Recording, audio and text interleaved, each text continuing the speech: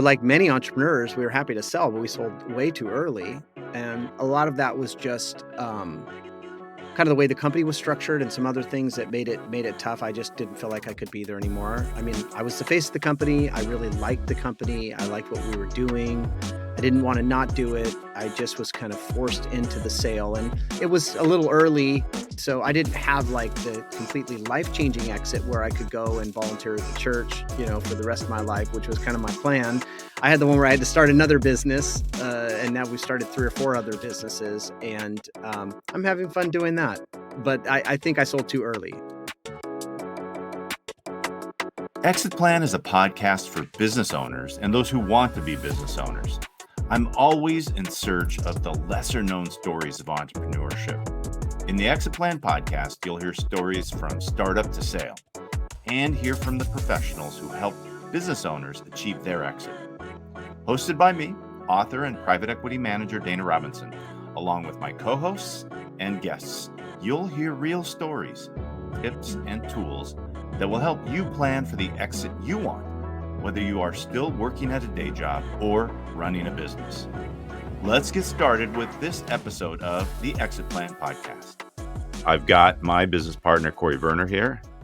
Cory was on the podcast like 5 years ago, and we got some of his entrepreneurial journey because he's, as we'll learn today, been through that cycle a couple of times. And get a catch up because Cory is involved in some other businesses that have flourished since the time of the last podcast. With that, Cory, for those that are watching, I'm sitting in our video studio in my basement, and you're sitting in your audio studio, and you look mysterious, but the sound quality Yeah, that's coming out got of the that room, lights dimmed down. yeah, So yeah, that was part of the goal there.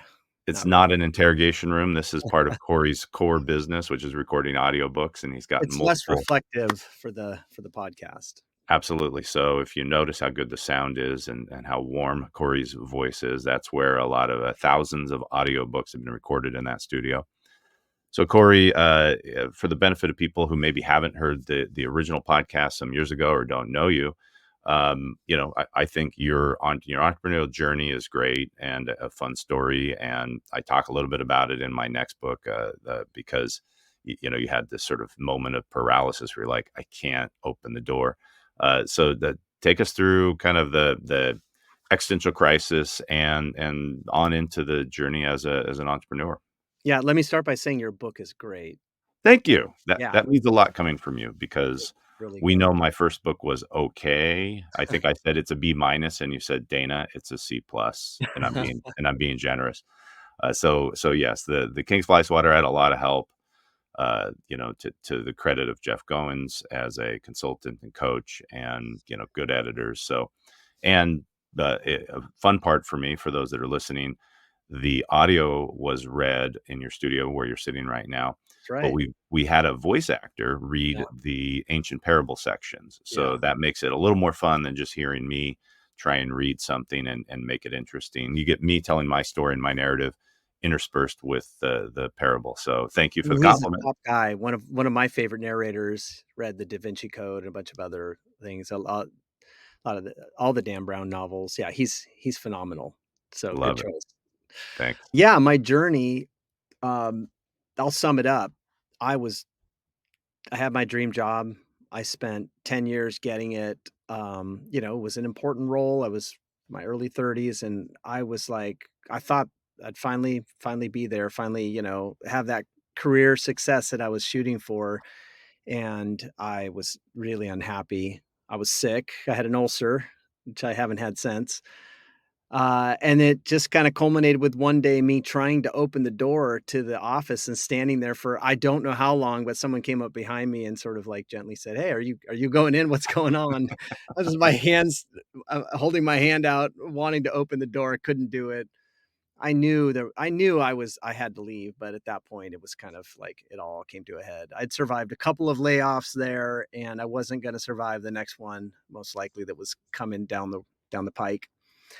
Uh, I really I My kids were little. I wanted to be there for them. I wanted to see every tennis match, every, I wanted to go to every Boy Scout meeting or whatever, I those were the ideas I had. And so I was just decided I wanted to be an entrepreneur. I wanted to work for myself, and I didn't care what the business was, what I would do. And so I had 5 ideas and I worked through them. And a buddy of mine, Dave Bruno, said, "Hey, let's do the audiobook one. I really like that idea." And I called you and said, "Hey, want to start this audio? Can you be involved? Would you help us?" And called John, and that was the original crew. And we started an audiobook publishing company. Actually, we started a technology company, but we realized there were no audiobooks available to deliver as a download. So then we started a publishing company to make audiobooks, to make them available for download. But we were the only website up on the internet selling audiobook downloads other than Audible in 2003, somewhere around there. Media Bay went out of business. It was just us, as I understand it. And audiobooks were pretty new at that point, and there weren't that many that were being produced or were available. The market was almost entirely cassettes in libraries, and that was the start. And I left there 17 years later after an exit in 2016. So that that was a long time. I was there. Yeah, that's not the normal startup cycle, right? Hope The not. normal might be 3, 4, 5 years, Yeah, where you've got some venture capital, you grow rapidly, yeah, you exit upmarket. It took us 13 years the whole time, biting our nails as to whether we would pull it off and make it to that exit. And, you had all your eggs in that basket I did. and all your time. Yeah, And, was it? Let me just say we sold to a private equity group that then sold to a private equity group, and you stayed through the kind of phase of up to the recap and through your non compete.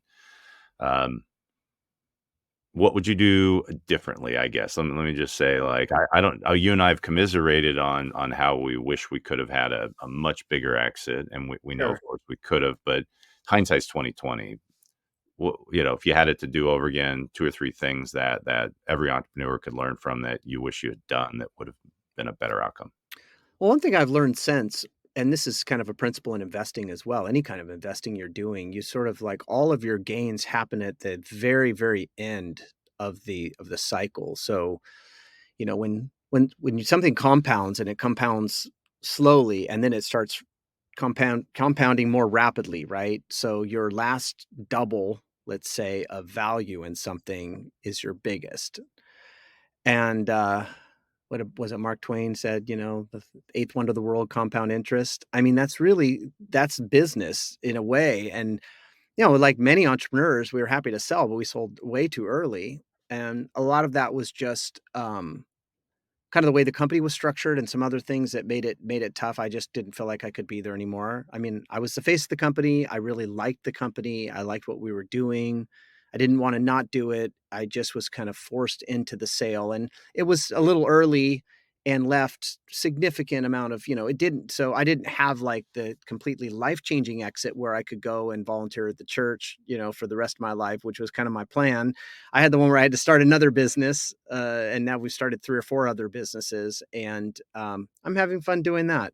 But I think I sold too early, and I think a lot of entrepreneurs say that, right? I've seen plenty of people who get a great opportunity to sell, and market changes, and a year or 2 later, the value goes down. So there is always that. But that business was a very slow train, and in some ways, maybe that's also an observation about the type of business that Machiavelli said that a city that's easy to take is easy to lose from the warlord standpoint, and one Mm, that's hard to take, you will never lose because it's so mhm. very hard for you to lose it once you control it. And maybe audiobooks and publishing in general is a big city business. It is a business that once you reach critical mass and have penetration into the market and certain size and scale, it doesn't matter if the market changes a little bit against you. It doesn't matter if you lose a publisher, a one big customer. So holding longer definitely would, we know in hindsight it would have made sense, but also it's not like that business by holding it would have had some catastrophic thing happen to it where you just go, oh, I wish I'd sold the previous year because now our Yeah, revenue's down or the multiples and the market on value are changing. right. I mean, look at what private equity did, right? Let's just talk about what did the buyer do that we knew we should have done. Didn't they on day one just get out of retail, say stop replicating CDs? It wasn't that quick, but it was probably a year or 2 into it, the business was a pretty big line on the revenue, but on the profit side, it didn't add much, and so, yeah, they got out of all that, which meant that, it a lot of our staff would be eliminated because we had a warehouse and we had 5 machines that were running 24/7, making printing CDs, and we did most of it in-house because it was so much cheaper, did a lot of it at a company in the Midwest. But, yeah, they got out of that business rather quickly, and then kinda, as most companies do, there's a lot of consolidation. You don't need all these there's a lot of duplicity or kind of duplicative people there. There's people you don't necessarily need 2 finance people, right? Or Yeah. 2 publishers always. So for us, they kept me at the end, because the publishing was the most valuable part of the business, I assume. Yeah, I think I often think of at least in the bottom of the private equity market, the private equity operators tend to do what the previous owner couldn't or wouldn't do. And by couldn't, it's usually money was a constraint. By wouldn't, it's usually just not making decisions that seem obvious to an outsider. I do remember when we were in the warehouse once before the sale, and I was looking around, and there was just a box of janky, like used, kicked around DVDs or CDs, I guess. And I was like, "What are these?" And someone said, "Oh, those are returns." So we weren't really cognizant of how little we were making in retail because we weren't really thinking about boxes full of returns coming back that we had to credit those retailers with. And then we had a retailer go bankrupt, and Yeah. that there was a super smart decision that I think they made to just go all digital, all in on digital delivery and no circulating sort of hard goods. I think one of the advantages to that business was, when you have IP that's exclusive to you, if it's good IP, that's a very good business, and the audio business was an interesting one because you had publishers creating very, very good content and then licensing a sliver of those rights, and so you kind of de-risked a lot of what you were doing because they vetted the author and the project and made a great product and then promoted it and marketed it, and then you sort of just had a little piece of that and rode along the coattails of the publisher.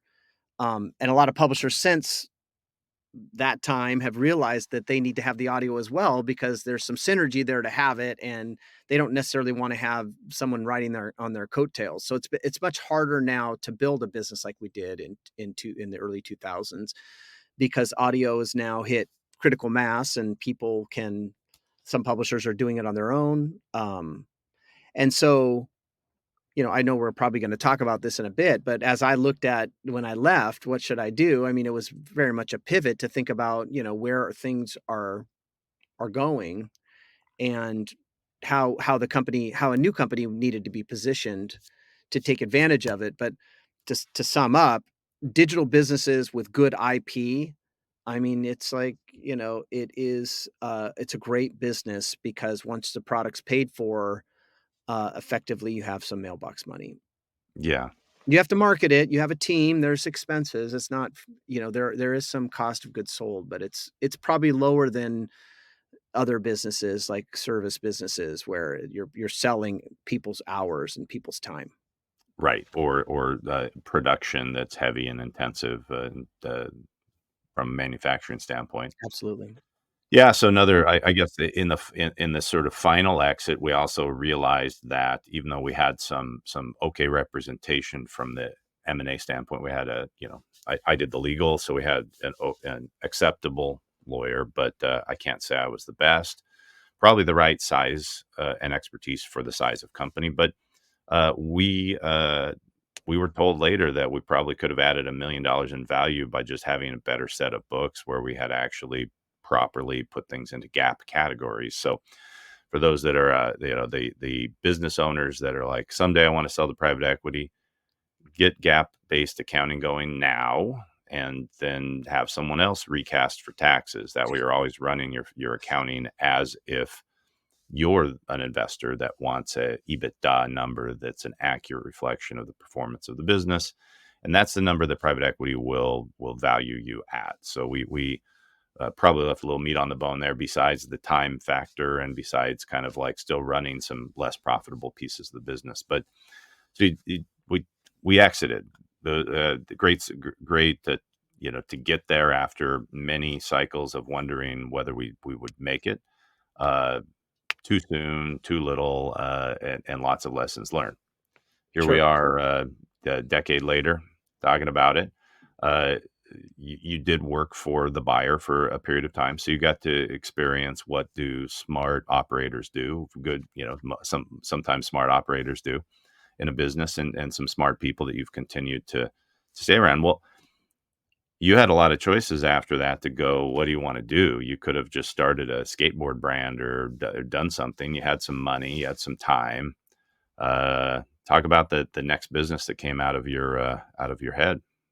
Well, I was cured of uh, the temptation to work for someone else, so, long ago. So I knew I wouldn't work for someone else. I just, to me, didn't fit, uh, it didn't fit my core values, didn't fit my, even lifestyle or, I wanted the flexibility to do certain things, and I knew an employer wouldn't be able to do that. So I spoke with some different companies about, like a leadership role, but I wasn't really serious about any of them. I don't think I would have taken any of them. So I was thinking it's got to be another business. And when you're starting something from scratch, that I know that cycle, right? The first year, slamming your head against a wall, find a brand, find an idea, solidify it, get a real customer, and then year 2, you've got some money coming in, but everything's sort of touch and go, and then year 3, it's like, we have a business, but maybe you can't pay yourself. You've got staff now, so you're not doing everything, and then year 4 and 5, you have a solid business, and if you get to that point, I think you can feel pretty good about the fact that it's going to last, and as long as you don't, you're sort of looking out and thinking long term, and you don't screw it up by just looking at today. And I knew that cycle and thought, okay, do I want to shorten that a little bit if I can? And the way to Yeah. shorten it was to do what I already knew how to do and talk to all the people I already talked to. And of course, when you leave a company, you can't take anything. And I did a good job for them of locking up content.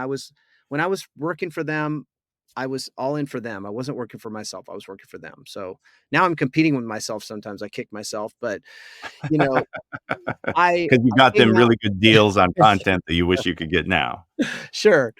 And so, I was like, okay, this makes sense. I know how to do this. I know what this could look like. And so we turned a 5-year, kind of cycle of having a solid business where you have, a lot of staff and you've got synergy and momentum and stuff. We turned that into 3 years, right? So I cut 2 years off of that cycle, which to me, I think was worth it at my age, having spent already 25, 30 years in the workforce. I was like, I don't really want another 10-year cycle. I still liked the work I was doing, the publishers I was working with, a lot of the relationships I had. I wanted to continue those. And the best way to do it was just to sort of keep doing what I was doing, but just reinvent the business.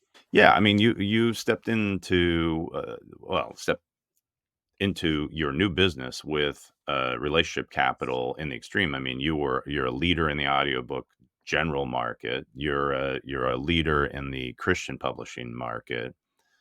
You have expertise in all the technicalities and sort of the product itself. And in running that business, you're able to step back and sort of go like, I have all these assets are not only worth saving 2 years, but they're worth millions of dollars in terms of what someone else would have to pay to start a business and suddenly have all those things that you had nurtured over the years. And it is sort of the story of like both entrepreneurs and employees can do this, can't Yeah. they? I mean, it's a different approach when you go to a conference and you're just going to be like, oh, woe is me, I'm an employee, I hate my job.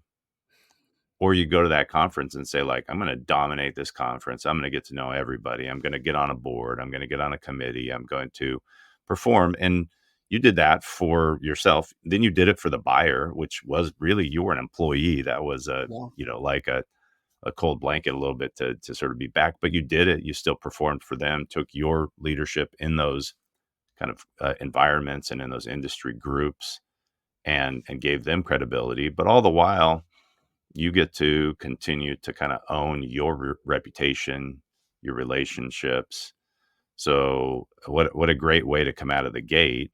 Yeah. And then didn't you got to I think you were about to say something about this, reinvent how you approach the business in a way that maybe people didn't have visibility into. That's one of the challenges of starting a business is you first year, you sort of fumble around and do a bunch of pivots to figure out what it is and what it should be. And so that's why the concept of the minimum viable product, especially with software, is so important because we've all done it. I've built pieces of software that I thought I knew everything, and then you realize, wait a minute, this has to be completely redone. And by that point, maybe you're wanting to get out of that business. So yeah, I think having an understanding of the pain points in the marketplace and an understanding of like where these shifts were happening in publishing, in particular in new media and audiobooks, helped me to sort of think, okay, well, where's my role in the marketplace in 2019? It's not the role in 2003 when I started originally, right?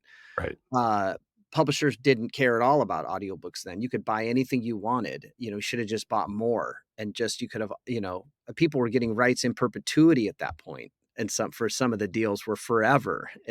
Because yeah, if you want to do an audiobook, all right, if you want forever rights. So there, I didn't do any of those. I don't think was a really fair way to run the business, but it fast forward and everybody thinks audio is important. Most publishers are trying to figure out what to do with it. And so we wanted to leverage our expertise to help publishers provide more of a flexible offering. They could keep rights and have us do all the heavy lifting, consult, cast, produce, and which includes getting everything mastered and prepped perfectly for the distributor, then distribute, and then have a sales team, and then have marketing apps. So that was kind of my idea, was a full service, like one place. We named the company One, uh, kind of one place, but also for publishers to come, like our niche publishers can all come at the market as one. I just had a meeting with the largest retailer who's trying to figure some things out with us because we're coming with 1,500 titles, not 100 titles. Mhm. And so the one idea was, hey, I can help our industry.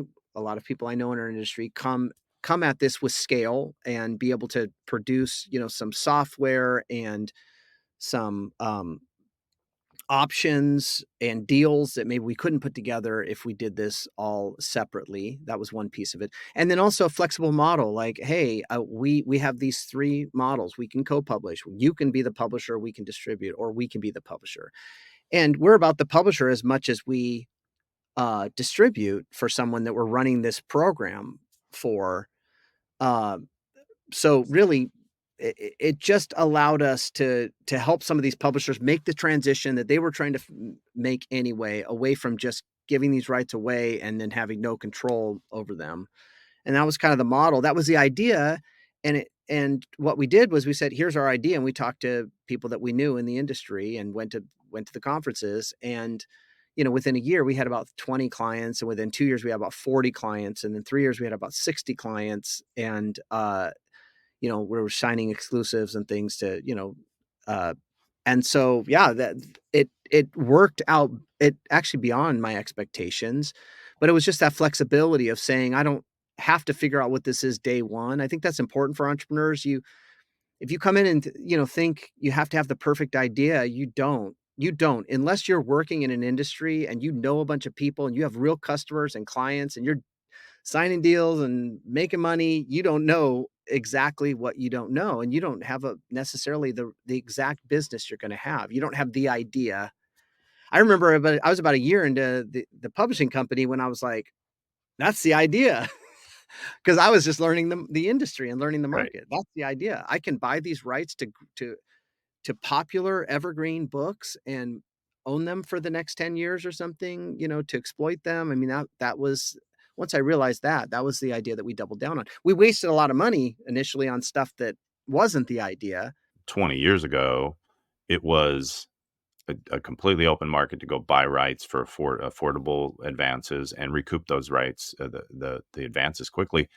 And your new model came at a time when all the publishers started to think, well, why am I giving you these rights that are so easy to distribute? I don't have to use replicators and make CDs and distribute them. So, hey, we want to own our rights. So what they started doing about the time you started one was to start to question the model of this traditional publisher of audiobooks owning all these rights when they could just say, we'll own them. We'll publish these. And so they came to you and was just said, you have studios. Can you produce this for us? And for the right economics, of course, you were able to say, easy, I'll be your producer. I'll bring in talent, project manage this. And then, of course, once they have the book done, they aren't in the distribution business, even though it seems easy. So then you're able to offer distribution services, right? Dana Robinson here. Quick plug for my book, The King's Fly Swatter. You can see it here behind me if you're watching this. I've got it in my hand. It's a beautiful hardcover book, printed to make it giftable, something that you can share with a family member, buy as a gift. So this latest book, it's a fable about a person who has a really crappy job. Let's just start there. This is a book that most people can relate to because we've all had crappy jobs. This is the story of Ubar, a servant in the court of a Babylonian king, who masters his boring, monotonous job and then learns to listen to the king, hearing him rule the kingdom while quietly swatting flies behind a king. Eventually, Ubar becomes the wisest and most successful man in the kingdom. The story is fun and it's easy to read, but it's not mythology. It's my story. And as I shared the idea with colleagues and friends, I learned that it was their story. And guess what? It's your story. If you're at a job of any kind, one that you love, one that you hate, one that's just enough to get by, this little book gives fresh perspective on how to leverage that job to get you something greater than a paycheck. The lessons in this parable are entrepreneurial lessons, but not what you might think from the current entrepreneurial zeitgeist. If you or someone you know are looking for a real pathway to entrepreneurship, here's the secret. Your job is the way out of your job. It's counterintuitive, but once you see how it works, you can't unsee it. Learn the way of the fly swatter from the parable of Ubar and from the stories I share from my 30-year business journey. You can get a free copy of The King's Fly Swatter by going to danarobinson.com. There's a lot of friction in casting. I mean, we've spent, like the last 4 years building our database because obviously we had no database. We leave and we're like, well, we got to build our own database. And it took us years of talking to narrators every single week to build that. So casting is really important. That's your probably most important thing. And I've run a production company for a long time, which I was allowed to do even when I was working for the other entity. So, casting's big, a lot of friction. Most publishers get that wrong every time. And once you get burned a few times, you're like, oh, and then it's the whole production process requires special expertise and staff and can get really out of hand if you don't know how to manage costs. And then distribution's harder than you think because you got to provide Onyx feeds to all these people and get files there. And it's just, there's a lot to the distribution piece. So there's a lot of friction for if something's 10% of your business or something, you can't really hire a whole team or to create a whole division around it.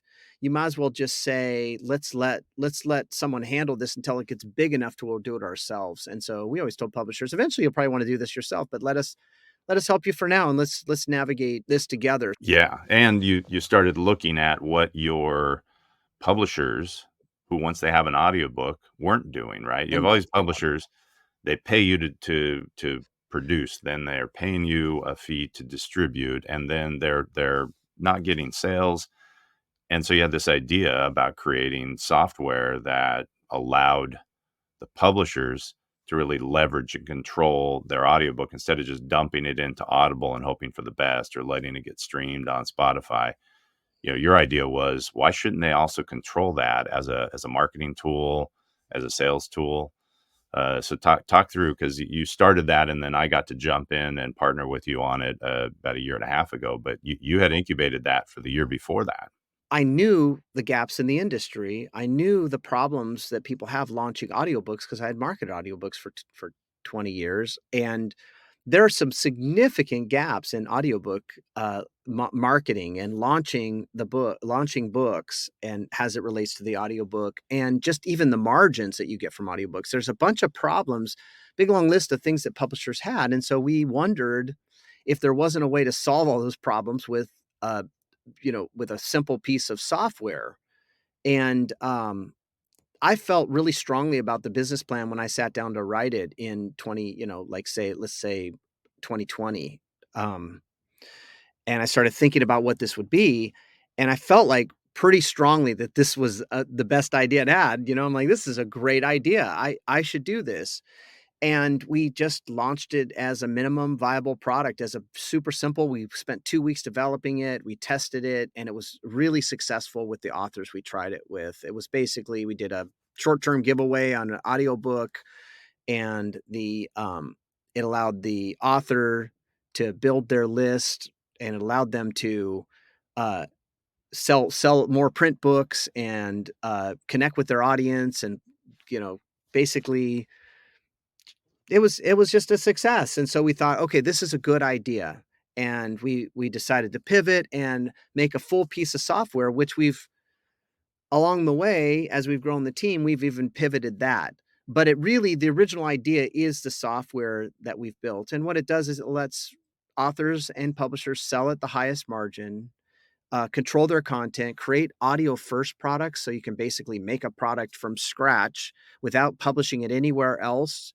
And you can remonetize content you have, like podcast content, do short-term giveaways for pre-order campaigns to give to your launch team so they're more engaged and more apt to review, run a reviewers program. It sort of solves all these pain points, and it does it in a simple way, a really kind of elegant way where you can go in and set up products and set up promotions very easily, and then they can be given to the consumer to go listen in a frictionless, elegant way. So uh, it's a great idea. We're just launching it. You've been involved in it, obviously. It's called Zoundy.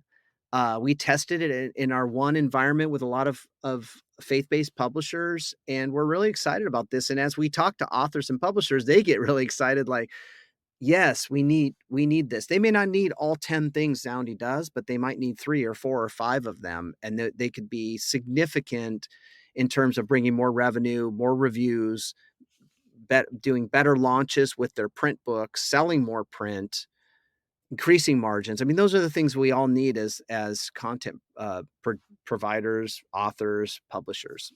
Right. I'm a good case study. So I'm one of the dozen or so authors that'll be a part of this launch. And if you're listening, this is a commercial for both products. So as an author, I want to get people to pre-order my book. It helps cover the cost of getting the book made if I can sell a couple thousand copies, and it helps give the book some early life if I can get a surge of pre-orders. So I want people to go to Amazon, get the King's Fly Swatter, buy the book, right? But then if they do that, they can come back, drop their order number in, and I'm going to give them free access to the full audiobook in Zoundy. And that means that while they're waiting for the book to ship, they actually can start listening to the full audiobook. They don't have to get it on Audible. It costs nothing because I'm giving it away as a book promo. And the environment, the tool, the app functions just like an Audible style app where you can listen to it in a browser. But of course, if you want to be offline or on an airplane, then the app lets you have a library of those things like my book that I give you for free. And authors really often have different motivations than just making a few bucks on their book. Authors want to get more speaking gigs. They want to do more coaching and consulting.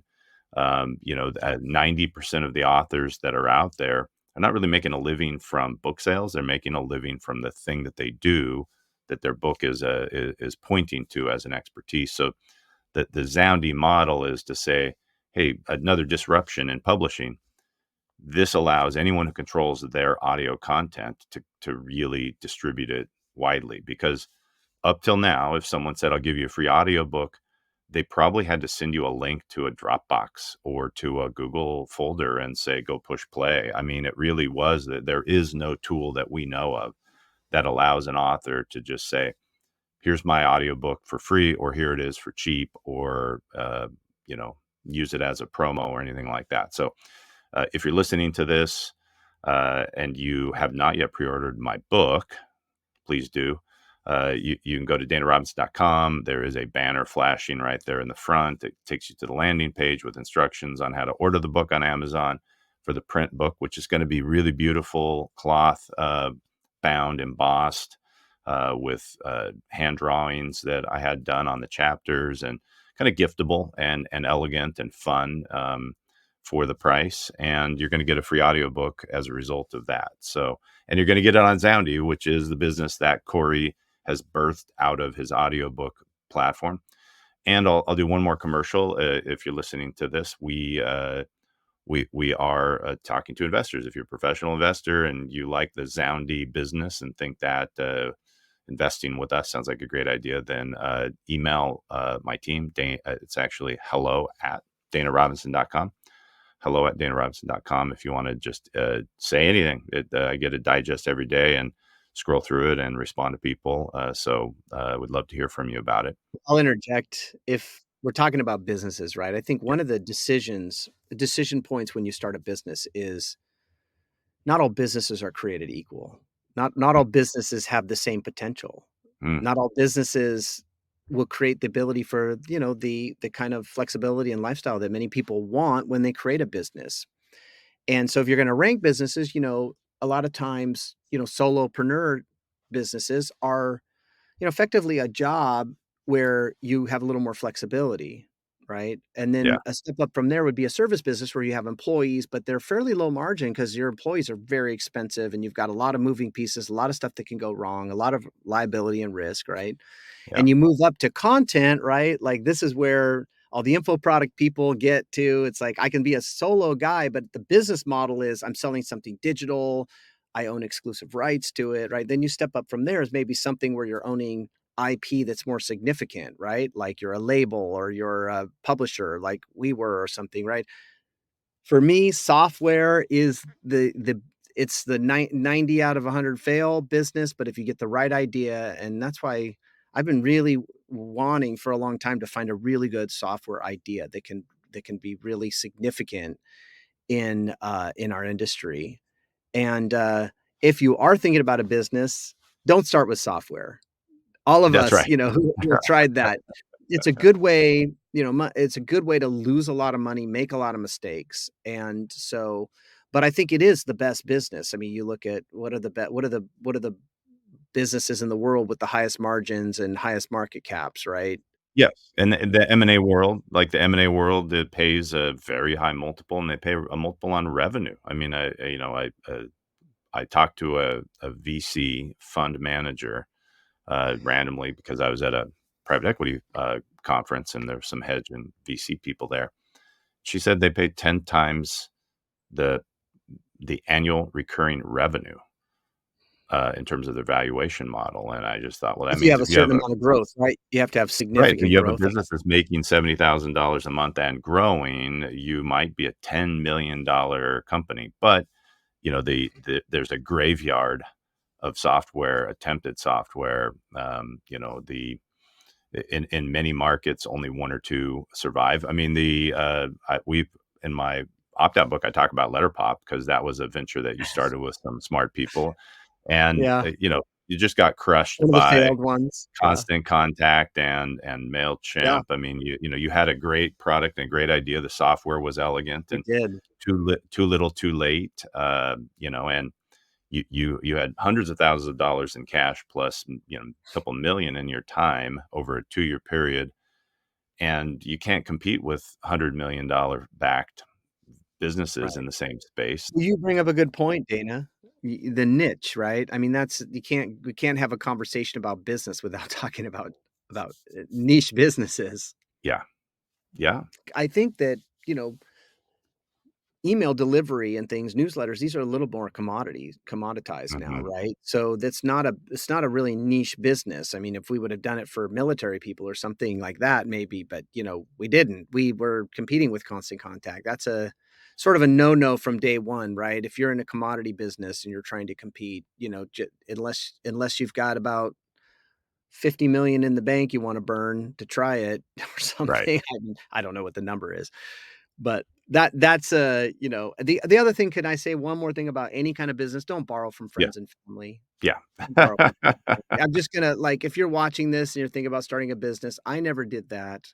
I borrowed from my own house when I started, and so did my partners. And if you don't have a house, just go read the $100 Startup, Chris Gilbo, right? I Yeah. mean, just don't I've run in over the years, I've run into a lot of people who borrowed from friends and family, and it's almost every time been something that has been disastrous for those relationships. Just don't do it. That's my one a little there's probably other little nuggets we could give, right, from the 20 Yeah. years of getting beat up, but that's one big Yeah, one. Do you yeah. agree? The certain Yeah, for sure. I mean, we've taken investment from friends and family, but they're usually people who we know have adequate resources to invest. It's a small portion of a portfolio, and they know we're busting our butt to do everything we can to make it a success. So I've been involved with businesses where there's some friends and family. Our fund has taken, money from our network, but I mean, you have to be a qualified client, which is like a pretty high category of high net worth to invest. But yeah, if you're in your very first startup, your very first thing you're doing, and you don't, you need maybe one person that believes in you, who isn't going to go broke by backing you or partnering with you. But yeah, the That's shaking the true. tin cup to all your family or borrowing from family that you may not be able to pay back will just make you resent yourself and them when you fail and have to pay it back, right? Or don't Yep. pay it back and ruin the family holidays. Yeah.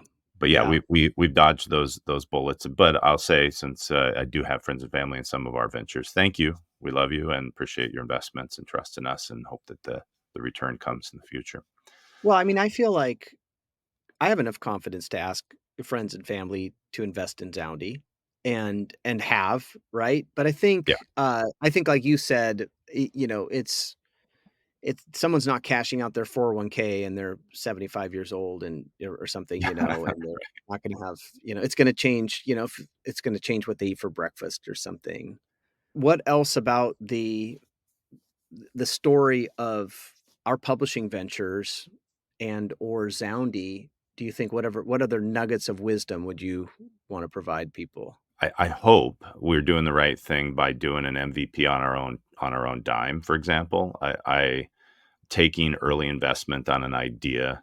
It's very common. There's a bunch of incubators and accelerators, and I think maybe maybe they're good for somebody who's right out of college or not gone to Right, college and starting their first venture. But the for an entrepreneur who wants to feel confident when they finally do take investment, we've spent 2.5 years, your year and then our year and a half together with Zoundy, nurturing that product every month, doing a capital call and saying what our expenses and what's our budget for the next month. And so we're seeding the business the way founders should seed, in my opinion. But it slows it down a little bit. yeah, you're not gonna go fast to market a lot of times that way. Well, and that's there's a mantra in Silicon Valley: fail faster, right? So when you're a VC, you'd rather have that go fast and know whether to write it off Right, and be done. But from the entrepreneur standpoint, that's catastrophic if right, it's your life and you're betting on it. So yeah, there's some tension between the build deliberately on your own capital and the take on capital early and try to grow fast. I can't say that we're doing what's right for everybody. I think it's right for a niche where we have domain expertise. We're kind of the old guys in the room now. The relationships with publishers. We have a good team, right? We've sort of got what we need to push through an MVP, and then to say to the investment community, we think we're ready to share some equity in this business and now scale it using that, which will be de-risked to some extent for them. But through that cycle, we could have woken up one day and said, "Oh no, look, someone else has done it." Well, let's talk about some of the reasons I think this could be helpful. Let's talk about some of the reasons why Zoundy and why now. So I think it is a niche business, right? We're in publishing. That's a Yeah, niche, right? We're dealing with authors and focused even on really serving independent authors. And we're even kind yeah, of like starting with self-help, self-development business as kind of a core, so we're really practicing that what we preach in terms of the whole riches are in the niches idea. Um, so you know who your potential partners are, you know where to advertise, kind of who to have as an affiliate, whatever it is. I mean, it really directs and focuses your activity and your any money you're spending and everything. So I think that's one thing that we did. mhm, I think yep, we knew the industry well and started something that we knew didn't just solve one issue, but lots of issues. I think that's helpful because you need some optionality there. You don't want to be like your software does one thing and you find out people don't want that one thing. Like I like presenting to, I've probably talked to 100 authors about this. And as I explain it to them, every single one says, "Yeah, I would want that because of this." And it's not always the same thing. right, One guy said I wouldn't need that because I'm, killing it on my advertising strategy I have. And then he called me back like 2 weeks later. He's like, "I was thinking about your thing. I'm interested. Like, let's talk more." right. So if you're wildly successful, you don't need to solve these issues. Obviously, maybe you don't need it, but spending the time to talk to a lot of authors, test it out, try an MVP, then try a full-blown product that you build. And we wanted this site to be frictionless where there was no mobile apps. You just go right there and you're listening. It the those progressive web apps don't really do everything customers expect. So we had to build all the native apps as an example of a pivot that we had to do, and that added a lot of time, about a year of development and time and a lot of expense, but we felt like at that point it was the right idea to wait to launch the business until we had those. Yeah, I think that was a good decision, and but you're right, we were ready to go to market with a progressive web app, That's and right. then we thought, there's nothing worse than the getting a customer, which has a cost, and then having them have a bad experience, which Yeah. is what happens when someone might be on a Safari browser that you didn't think someone still used, and when they use it, it's janky on the player. So yeah, and by building an app, now we are sort of stepping into that world where we're trying to build something that people will compare to Audible, and that means it's really gotta work, right? That's right. No, they do. I think our iOS version's on version 149 right now, and most of those were not public. Only a couple were public things that we updated the app, but we updated it with our testing team, over a period of a year to get it just right. I think that's important. I would say the other thing is, and I talk a lot about the timing for anybody starting a business. Your real success is going to come 5, 6, 8, even 10 years. Like the whole idea of the 10-year overnight success. People are like, Yeah, "How did you do that?" And it's like, well, I've been doing this for 10 years. Every day I put my head down for 10 hours a day. And that's how it happened, or something. And, one other big transformational thing for me in business has been, narrowing down your focus and priorities and then time blocking, like, just basically knowing the most important thing that has to happen for your business uh, uh, or within the business to grow it, to get break through that barrier and just time block out and just spend your time doing that and ignore almost everything else. I think that's something yeah, that was really transformational in the Christian audio business. I spent a lot of time trying to figure out what would make this whole thing easier. And once I figured out what that was, I spent a couple of years on that and it just exploded the business. And so I think you don't want to be in the business doing a bunch of work, right? The whole myth idea. You don't want yeah, to do it, do it, do it. You want to be in the business, thinking about the business, working on the business, creating structures and creating processes and things that can help you build a business that scales beyond you, that turns into, as Gerber would put it, an enterprise that Mhm. can happen without you being involved and can happen in every state and in every country. And you can scale it to something that goes far beyond you, and that's really where you get the benefits of a business, the flexibility. Maybe some people want do it for income, some people do it because they're competitive and they enjoy that aspect of it. Whatever reason you're doing business, I assume you want to spend more time with the people you love. That's probably high on your Yeah. list. And you probably don't want someone telling you to do things you're not good at and that are not your strengths, and Yeah. yeah, or begging someone for a raise and things, like that. Those are the reasons we start businesses. And a lot of that stuff, the 5 years you spend, you're going to spend 5 hard years working for somebody, right? They're going to be, Mhm. they're going to want their pound of flesh from you every day, every week, every month. So you might as well just do that in such a way that provides the kind of freedom that you can have so you can live the life that you want. You can serve causes and projects, and like I said, my goal was to serve at church or in a ministry and give away half or all of my time there by 55. And that was a big goal for me. And spend my early, when my kids were little, spend as much, show up for everything. Those are my two big goals. It doesn't have to be complicated. I didn't actually have financial goals. That probably would have helped me. Oh, I want to make this much money by this date. That probably would have helped me. If that's your goal, then you make that you nail that down. Yeah. And that probably, I would recommend you always do that actually. Yeah, well, but we're entrepreneurs raised by wolves, and we're sharing our journeys with people for their benefit. But I also like, I love that look, you with Christian Idea before we sold it, it was at a stage where it was an enterprise and could have been a business that had smart people that we didn't have to be there all the time to run. But we were raised poor kids and blue collar, and needed an exit, needed to cash out, needed to go our separate ways from some of the partners, and for you to take all that and then build a foundation business that it is hitting that stage where you have great people that can run the business that enable your kids are grown and they're involved in the business now, and so that's cool. Instead of going to soccer games, you're launching a startup with Right. Levi's part of our founding team. One of the three investors. Yeah.